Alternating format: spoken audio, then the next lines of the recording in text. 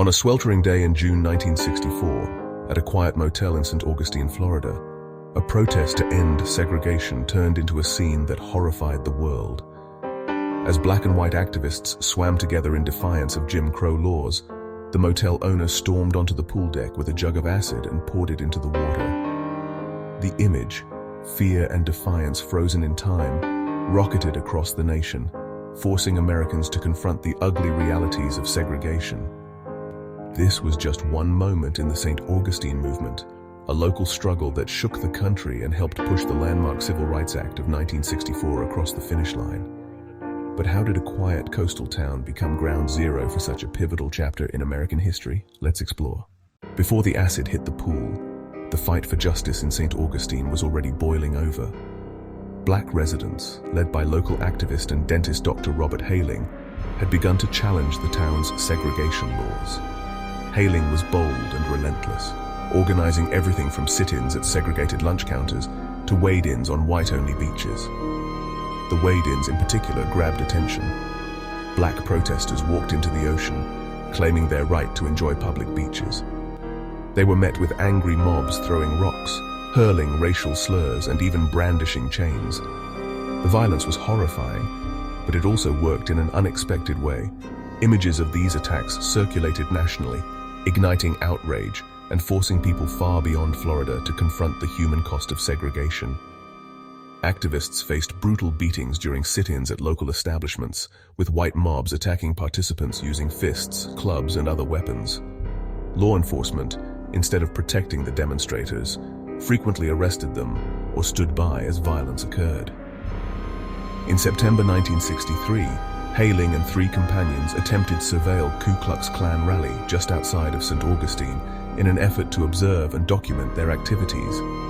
Unfortunately, Hayling and his companions were spotted by the Klansmen, captured, and viciously beaten. The mob used clubs, fists, and other weapons to inflict severe injuries, including broken bones.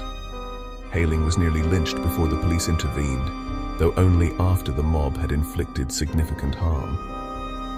This incident left Hayling hospitalized and marked a turning point in the St. Augustine movement, galvanizing both local and national attention.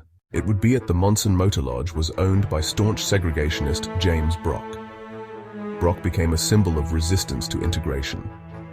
Black and white activists decided to make it their next target. On June 18, 1964, they staged a protest to integrate the pool, a simple act with explosive consequences. As the activists jumped into the water, Brock snapped. In a desperate attempt to stop them, he grabbed a jug of muriatic acid, used to clean pools, and began pouring it into the water.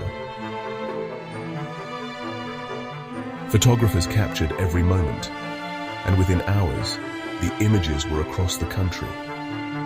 The sight of Brock looming above peaceful protesters with muriatic acid exposed the raw hatred fueling segregation and would galvanize public support for civil rights bill. By the time the Monson Motor Lodge protest took place, Dr. Martin Luther King Jr. was already deeply involved in the St. Augustine movement at the request of Dr. Hayling. King's arrival brought national attention to the movement and a fresh wave of energy.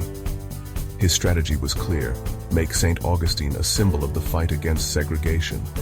King led marches through the heart of St. Augustine, often facing violent mobs and mass arrests. In one demonstration, King himself was arrested and jailed, a move that sent shockwaves across the country. During his time in St. Augustine, King highlighted the city's entrenched racism, drawing comparisons to other hotbeds of the movement, like Birmingham and Selma. The protests in St. Augustine couldn't have come at a more critical moment. The Civil Rights Act of 1964 was stuck in Congress, with fierce opposition from Southern lawmakers. The violence and hatred on display in St. Augustine provided undeniable evidence of why federal intervention was necessary. The acid attack at the Monson Motor Lodge, the brutal beatings at wade-ins, and King's arrest all added to the mounting pressure on lawmakers. President Lyndon B. Johnson seized on the outrage to push for the bill's passage. On July 2, 1964, less than a month after the Monson Motor Lodge protest, Johnson signed the Civil Rights Act into law, ending segregation in public places and outlawing discrimination in the United States. The St. Augustine movement may not be as well known as Selma or Montgomery, but it was just as significant. It showcased the power of ordinary people standing up to extraordinary hate and proved how local activism could drive national change. From the beaches to the pools to the streets, St. Augustine became a battleground for civil rights and a catalyst for a more just America.